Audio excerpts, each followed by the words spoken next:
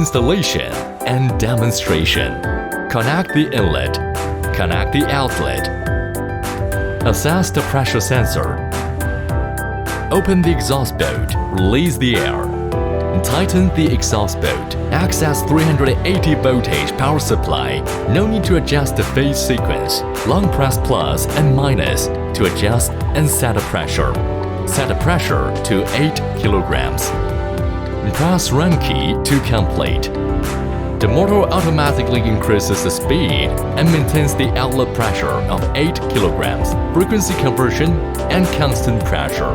It can be customized online: one use, one backup, dual use, one backup, multiple use, one backup, non-negative pressure water supply devices.